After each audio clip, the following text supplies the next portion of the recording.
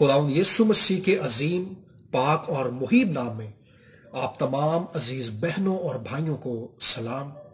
Daily hope میں آج ایک بار پھر سے حاضر ہوں، اور آج کا ہمارا ٹاپک ہے انتظار پر خدا کا جواب۔ اور اس کے لیے ہم بائبل مقدس میں سے دیکھیں گے یسایہ نبی کی کتاب اور اس کا 64 باب اور اس کی 4 آیت۔ کیونکہ ابتدا ہی سے نہ کسی نے سنا، نہ کسی کے کان تک پہنچا، اور نہ آنکھوں نے تیرے سوا ایسے خدا کو دیکھا جو اپنے انتظار کرنے والوں کے لیے کچھ کر دکھائے۔ انتظار کرنا دوستو ہماری زندگی کا حصہ ہے۔ ٹریفک سگنل پر، پیٹرول پمپ پر، اور امتحانات کے بعد رزلٹ کا انتظار کرنا۔ اس کے علاوہ زندگی میں بہت ساری جگہوں پر اور زندگی میں بہت سارے مرحلوں پر ہمیں انتظار کرنا پڑتا ہے۔ بعض اوقات انتظار بہت تکلیف دہ ہوتا ہے، مگر پھر بھی ہمیں انتظار کرنا پڑتا ہے۔ خدا اپنے سارے کام وقت پر کرتا ہے۔ بنی اسرائیل کے مصر میں جانے کا ایک وقت تھا۔ مصر میں ان پر ظلم کے شروع ہونے کا ایک وقت تھا۔ پھر موسیٰ کی پیدائش کا ایک وقت تھا۔ موسیٰ کا مدیان سے آ کر فرعون کے سامنے جانے کا ایک وقت تھا۔ مصر سے نکلنے کا ایک وقت تھا۔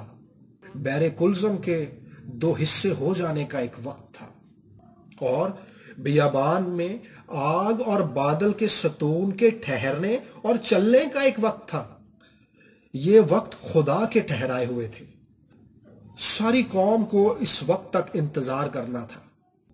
ہمارے انتظار کے وقت میں خدا کام کر رہا ہوتا ہے۔ استثنا کی کتاب اور اس کا 8 باب اور اس کی 2 آیت میں بڑی خاص بات درج ہے، اور یہاں پر یوں مرقوم ہے: ان 40 برسوں میں خداوند تیرے خدا نے تجھ کو اس بیابان میں چلایا تاکہ وہ تجھ کو عاجز کر کے آزمائے۔ بیابان میں اسرائیل اس وقت کا انتظار کر رہے تھے کہ کب وہ ملک موعود میں داخل ہوں گے۔ یہ انتظار 40 سال کے لمبے عرصے پر محیط تھا۔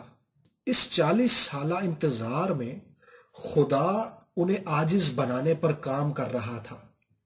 سو دوستو، گھبرائیے نہیں۔